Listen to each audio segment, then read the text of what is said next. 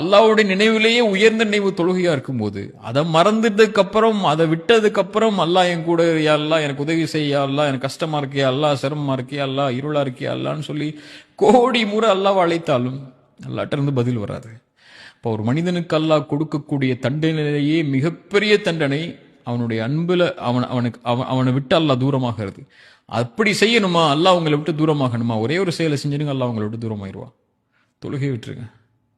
அல்லாஹ் உள்ளச்சத்தோடு பயப்படக்கூடியவங்களுக்கு தொழுகை மிக முக்கியமான அடிப்படையான ஒரு ஆயுதம். அவங்களுக்கு அதை எடுத்துக்கொள்வாங்க.